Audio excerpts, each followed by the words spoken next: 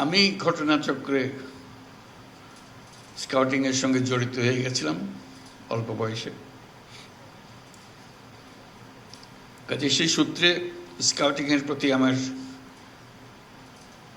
দুর্বলতা বলো, উৎসাহ বলো, আমার বিশেষ কৌতূহল বলো,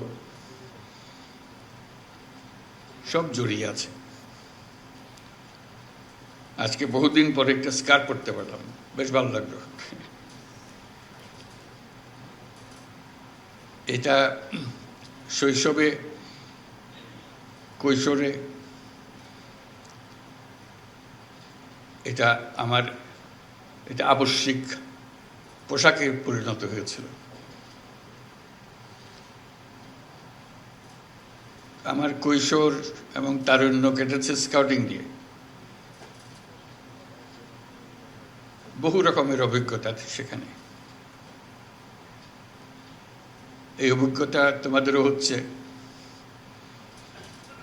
আমাকে বিশেষভাবে আকর্ষণ করেছিল এটা। ক্লাস 7 থেকেই শুরু আমার এই যাত্রা, আর থামেনি। আমি এর মধ্যে মজে গিয়েছিলাম, এত ভালো লাগতো এটা আমার কাছে। অনেক জিনিস স্কাউটিংয়ের আকর্ষণ করার মতো। তার যে দর্শন, তার যে ব্যবহারিক দিক, তার যে সৃজনশীলতা, এগুলো খুব মজা লাগতো। প্রথম মজা লাগতো সবকিছু উল্টা করে। এই যে তোমরা উল্টা করছো, হাততালি আমরা দিই একভাবে, তোমরা দিচ্ছ আরেকভাবে। সেলুট দিয়ে সবাই একরকম, স্কাউটরা দিয়ে আরেক রকম। হ্যান্ডশেক করে সবাই একরকম, স্কাউটরা করে আরেক রকম। কাজে এটা মজা লাগতো যে উল্টা কাজ করা। শুধু উল্টা কাজ করা না, সেটাকে প্রতিষ্ঠিত করে ফেলা।